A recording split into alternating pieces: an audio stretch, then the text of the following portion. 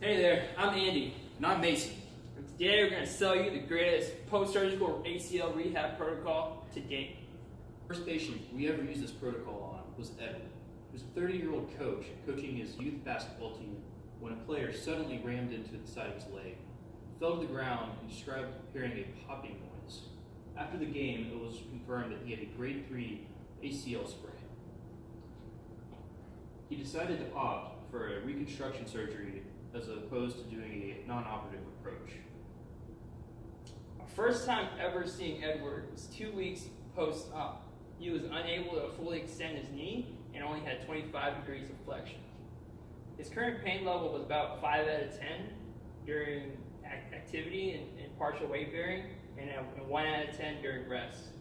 He still had some residual swelling around the knee and calf area, and he was scheduled to remove stitches about a week after.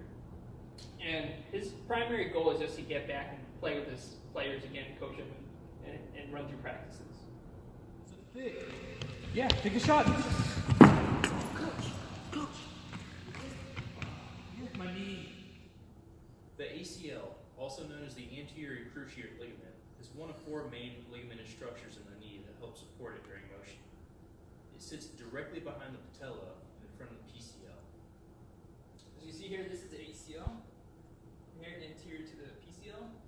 It is attached superiorly to the medial surface of the lateral femoral condyle and inferiorly to the lateral medial tibial plateau. And its primary job is to resist posterior translation of the femur on the tibia.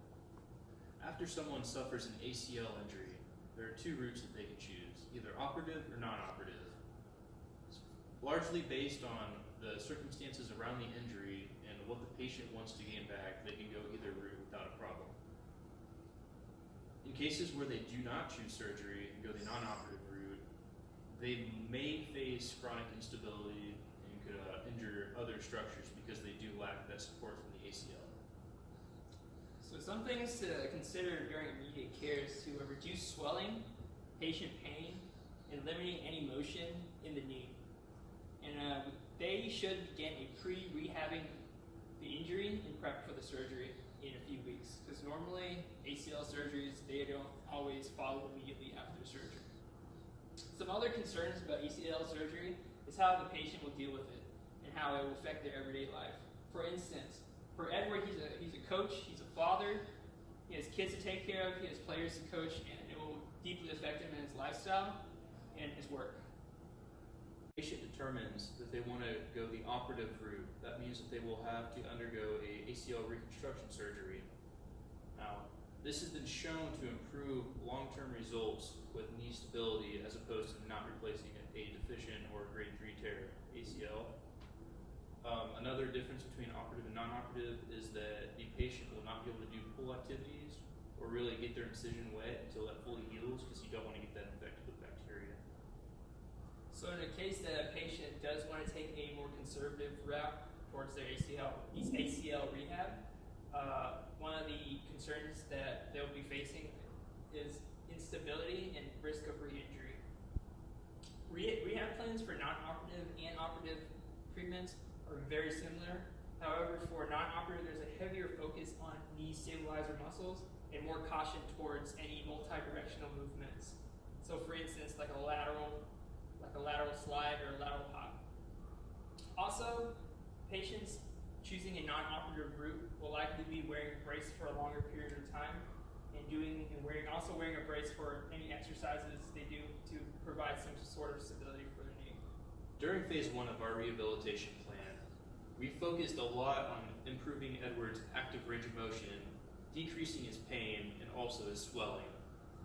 Here's some of the goals that we set for him to accomplish in the first 2 weeks of seeing him. These are the exercises that we came up with to help him reach his goals.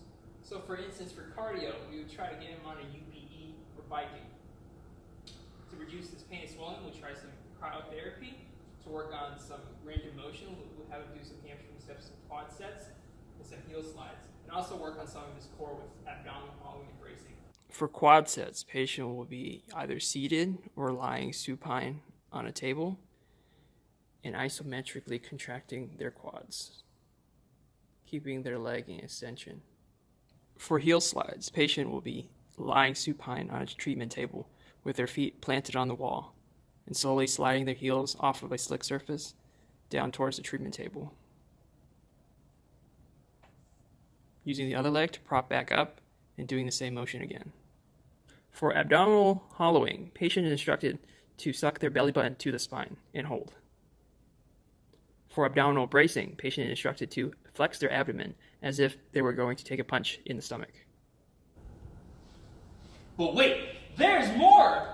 During phase 2 of the rehabilitation plan, we focused mainly on getting Edward's extension in his knee back to 100%, while also improving his proprioception and balance, and also his quad strength.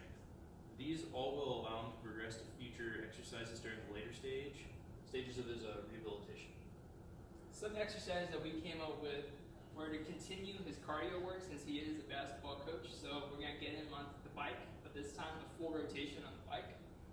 So we're going to work on some strengthening, so marches, calf raises, leg raises, work on his hip flexors and his quads.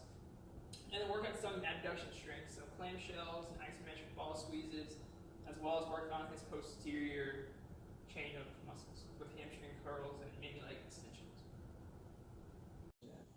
Right. For hip four-ways, the patient will be balancing on their uninjured leg and bringing their trained leg into abduction, adduction, flexion, and extension.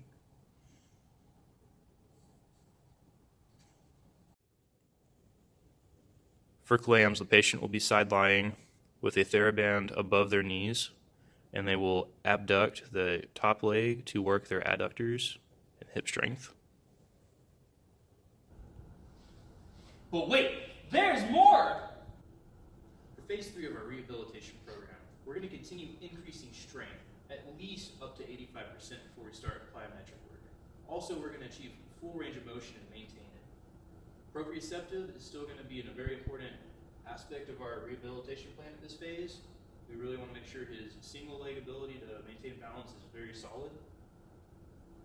So for the exercise that we came up with for phase 3, we want to continue his cardio work as a warm-up, continue any stretching to keep the range of motion at where it needs to be, and we're trying to progress him to plyometrics.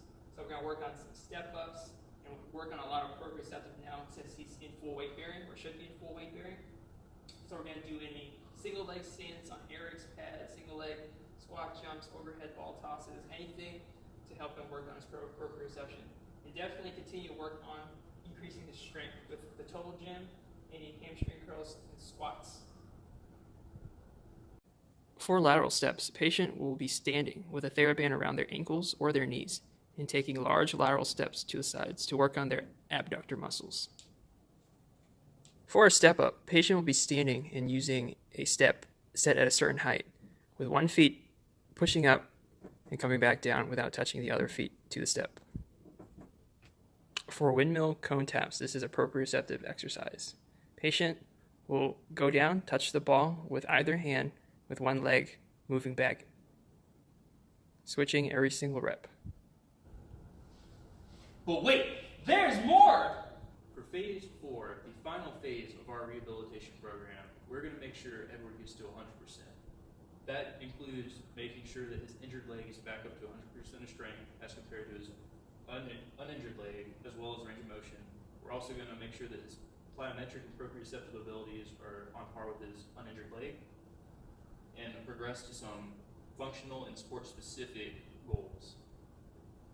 So continuing with exercises, now that he is into sport-specific exercises, we can have him do suicides, anything to do with basketball, such as lateral steps, catching a ball to work on his lateral agility, do some agility ladders, toe taps, cross-country skier drills, get him in multi-directional movements. Lateral steps with ball toss.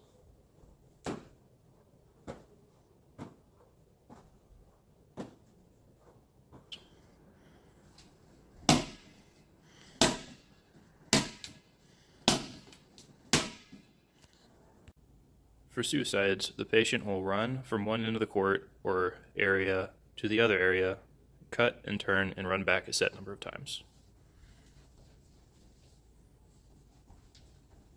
This number right here at the bottom of the screen and get your perfect ACL rehabilitation plan done today.